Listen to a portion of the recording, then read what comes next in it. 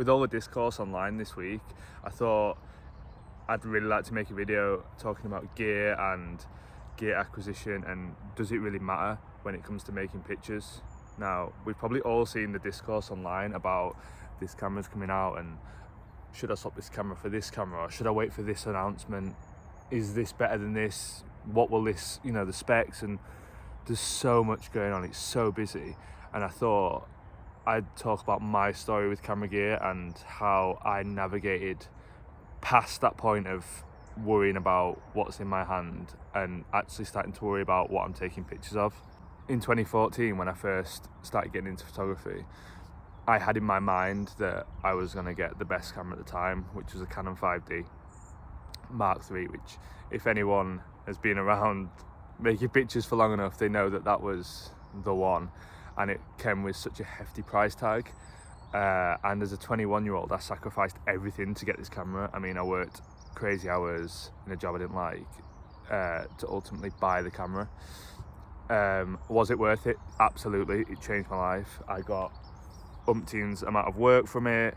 I shot, dozens of weddings on it, and I pretty much travelled around the world with it, and I've still got it to this day, and it still works perfectly. Although, yeah, it is kind of bashed up. I then, after that, moved to film, and I first and foremost bought a really cheap Yashica camera. That camera now, the Yashica T4, is actually really expensive, and I ultimately thought spending that amount of money, which is £250 at the time, would be a good idea to elevate my film photos to the next level. When in reality, any point and shoot camera would have been good enough at that moment.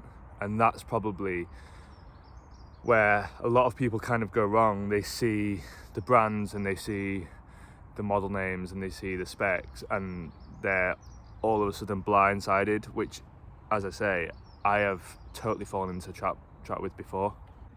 In my personal experience as well, I used to let the camera get in the way of good pictures. I'd be worrying about which camera I was taking, or having too much choice, which, is super privileged, position to be in. And I think what really matters, and I know it's, an arty thing or an arty farty thing to say, is, but the pictures really matter. So if you're looking to buy a new camera this week, or you're looking to save money and get a cheaper camera, there's actually not much difference. It's all about what's in here and what we're seeing, and learning to look at things in a different way, especially when we're taking pictures on the street or we're taking landscapes. I mean, these pictures have been made thousands and thousands and thousands of times. So what can differentiate ourselves from, someone else taking a picture, or, what we took pictures of in Scarborough last week? How can we look at things differently and not worry about what's in our hand? And listen, of course the camera is super important, and it's so easy for me to say this when I've got my dream camera, but I acquired these things through making pictures, through selling prints, through taking my time. And we all get a little bit impatient, especially with new things coming out and people making YouTube videos on them, and wow, look at this has got something the last camera didn't have. And I totally understand that, because I also do feel that way about certain things. But the quicker, me as well, and you watching this, the quicker we stop forgetting about what's in our hand and what's in front of us, and we start thinking about why we're making the pictures, the quicker we become better photographers. And that's what I care about. I care about the picture. And with that being said, some of my favourite pictures were taken on a point and shoot camera, my Yashica T4, and I know it's expensive now due to the whole film photography thing, but some of my favourite pictures were taken on that camera.